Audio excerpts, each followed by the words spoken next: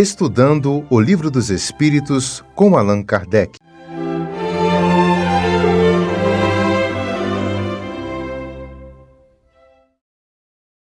Boa noite a todos, que Jesus nos abençoe.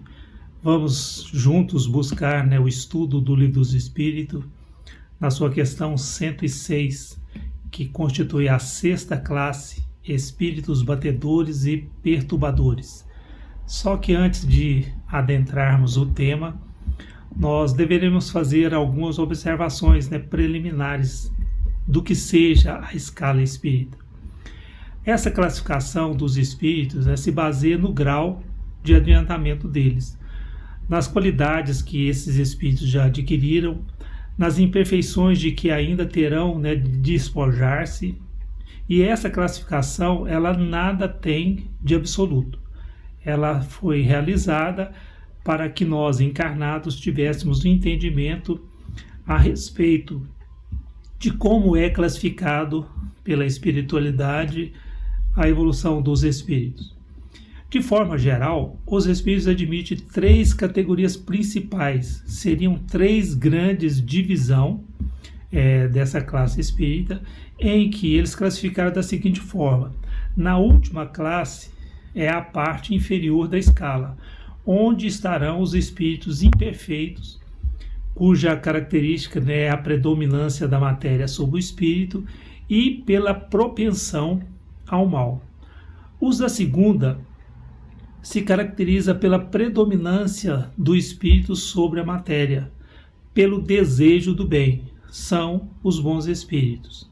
E a primeira finalmente compreende os espíritos puros, que atingiram o grau de supremo na perfeição. Só que no tema da noite nós vamos adentrar na terceira ordem, espíritos imperfeitos, e nessa terceira ordem eles colocaram cinco classes de forma geral. A 10ª classe, eles classificaram os espíritos impuros. A 9ª classe, os espíritos levianos. A 8ª classe, os espíritos pseudo-sábios. E na 7ª classe, os espíritos neutros. E na 6ª classe, que é o tema da noite, espíritos batedores e perturbadores. De forma geral, essa categoria dos espíritos imperfeitos, que é a terceira ordem, a preponderância da matéria sobre o espírito é muito grande. Eles têm uma propensão natural para o mal. A ignorância, o orgulho, o egoísmo e todas as paixões que lhes são consequentes. Eles têm uma intuição de Deus, mas não o compreendem. Nem todos dessa terceira ordem, que são os espíritos imperfeitos, nem todos são essencialmente maus. Alguns há que têm mais leviandade, reflexão e malícia do que verdadeiramente maldade. Uns não fazem o bem nem o mal, mas pelo simples fato de não fazer o bem já denota uma inferioridade.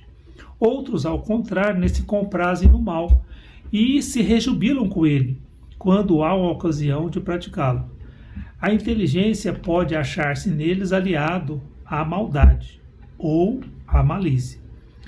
Seja, porém, qual for o grau que eles tenham alcançado no seu desenvolvimento intelectual, suas ideias são pouco elevadas e mais ou menos abjetos são os seus sentimentos.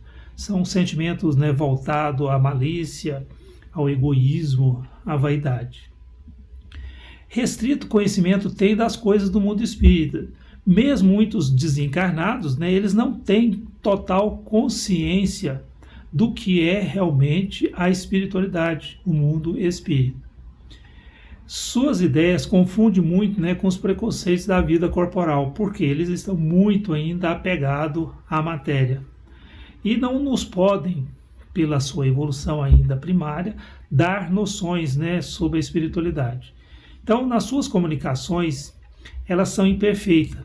E o observador atento nele pode encontrar confirmação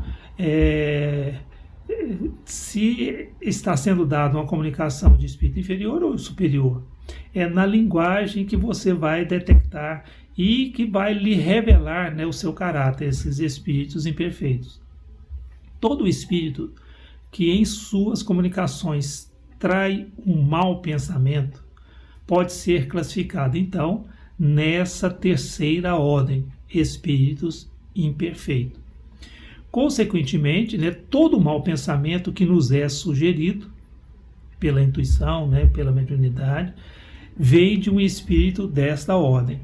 Eles veem a felicidade dos bons e esse espetáculo, né, constitui incessante tormento para eles, porque eles fazem, né, experimentar todas as angústias que a inveja, o ciúme pode causar.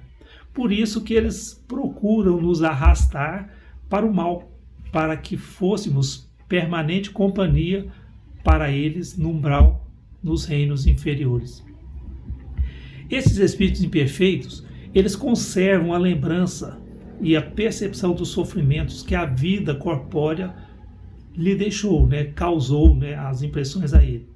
Muitas vezes penosa, só que sofrem, pois verdadeiramente os males que padecem, porque esse mal que eles receberam, eles procuram então infligir no seu semelhante.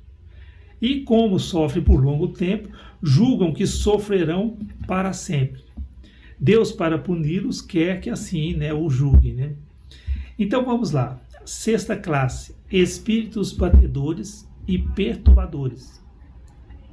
É o tema na qual vamos estudar, que ele está nesta sexta classe da terceira ordem, né, de espíritos imperfeitos. Esses espíritos batedores e perturbadores, propriamente falando, né, não formam uma classe distinta pelas suas qualidades pessoais. Eles podem caber em todas as classes da terceira ordem, né? E como nós havíamos dito, né, eles podem né, estar presentes na 10ª classe, na 9ª classe, na 8ª classe, na 7ª classe. Então, esses espíritos batedores e perturbadores, eles procuram, de certa forma, nos causar, né, um certo mal. Eles se manifestam geralmente por efeitos sensíveis que a matéria oferece. Ou seja, né, muitas vezes são esses espíritos que provocam as pancadas, o movimento, o deslocamento anormal dos corpos sólidos, a agitação do ar. Por quê? Porque eles se afiguram muito presos à matéria, mais, né, do que os outros espíritos das outras classes.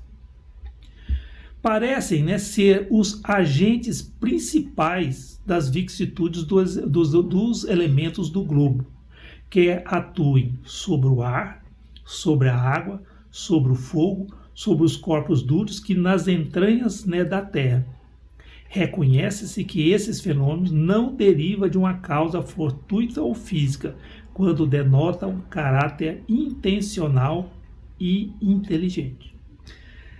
Vamos buscar, né, focar nesse ponto em que eles falaram o seguinte, né, parecem ser agentes principais das vicissitudes dos elementos do globo, ou seja, aquilo que a matéria nos causa impressão, né, seja o ar, a água, o fogo, o corpo, tem de certa forma uma ação fortuita desses espíritos, de forma, né, intencional e inteligente. Nós vamos fazer uma certa, né, conotação depois mais aprofundada do que seja isso, né? Todos esses espíritos podem produzir tais fenômenos. Então, quer dizer que estes espíritos, né, perturbadores e batedores, eles podem produzir tais fenômenos. Mas os de elevada ordem os deixam de ordinário como atribuições do subalterno. Ou seja, os espíritos superiores deixam, de certa forma, que eles atuem sobre a matéria, né, com certa inteligência, quando eles julgam necessário que essas manifestações sejam necessárias, né, à evolução do globo, do planeta. Então, eles atuam como auxiliares dos espíritos superiores. Se nós notarmos, né, vamos buscar na questão 537 do Livro dos Espíritos, os Espíritos já nos falavam, né? A mitologia dos antigos se fundava inteiramente em ideias espíritas, com a única diferença de que considerava os espíritos como divindades, né? Como deuses. Representavam esses deuses ou esses espíritos com atribuições especiais, né? A gente lembra, né? Deus do trovão, Deus do raio, Deus do ar. E assim uns eram encarregados dos ventos, outros do raio, outros de presidir os fenômenos da vegetação e etc. Semelhante crença é totalmente destituída de fundamento? E os espíritos respondem, né? Tão pouco destituída é de fundamento que ainda está muito aquém da verdade. Então quer dizer que os espíritos nessa resposta, eles nos dizem, né, que o que a gente entende da influência dos espíritos sobre a matéria está muito aquém daquilo que a gente pode ainda compreender. Então Allan Kardec perguntou na questão A, poderá então haver espíritos que habitam o interior da Terra e presidem os fenômenos geológicos? E os espíritos respondem, tais espíritos não habitam positivamente a Terra, presidem aos fenômenos e os dirigem de acordo com as atribuições que têm. E coloca ainda mais, né, na terceira item. Dia virá em que recebereis explicações de todos esses fenômenos e compreendereis melhor. Então quer dizer que eles deixaram claro aqui que esses espíritos batedores, perturbadores, eles estão numa classificação em que eles atuam diretamente nos fenômenos da natureza por atribuições dadas pelos espíritos superiores a essa classe de espíritos para que eles sejam coparticipantes, né, da própria evolução do planeta. E na questão 538, Allan Kardec pergunta se eles formam a categoria especial no mundo espírita ou os espíritos que presidem os fenômenos da natureza. Serão seres à parte ou espíritos que foram encarnados como nós? E eles falam que a resposta, que foram e o que o serão. Isso quer dizer que podem ser espíritos, né, que desencarnaram, mas ainda muito primitivos e que atuam nos fenômenos da natureza. E o que serão é que espíritos que ainda não atuam como seres humanos, não são espíritos humanos, né, desencarnados, que atuam como os beneficiados, são espíritos ainda numa fase muito animalizada e que a espiritualidade muitas vezes denota como sendo, né, os elementais. São formas, né, de evolução que atua nos fenômenos, né, físicos e geológicos do planeta para a evolução do planeta de acordo, né, com as atribuições dadas aos espíritos superiores. Então nós vemos aí que essa classificação que nos foi dada, né, na sexta classe dos espíritos batedores e perturbadores, eles têm, né, propriamente uma finalidade, que é atuar sobre a manifestação dos fenômenos geológicos do planeta, contribuindo de certa forma, né, muitas vezes, para a nossa evolução.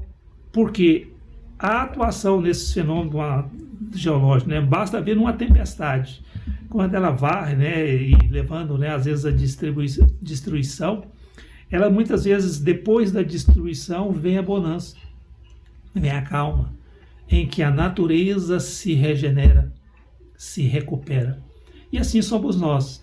Quando nós somos varridos, né, pela dor e pelo sofrimento, também após vem a bonança, vem a calma, a qual é necessária para nosso aprendizado, para nossa evolução. Então, essa lição da noite, os espíritos batedores e perturbadores são irmãos em ação junto aos fenômenos da natureza e que contribuem, né, com a evolução do planeta e também com a nossa própria evolução, porque muitas vezes nos inflige, né, sofrimento, dor, mas para o nosso aprendizado, para o nosso aperfeiçoamento, para a nossa evolução. Obrigado a todos, que Jesus os abençoe e que assim seja.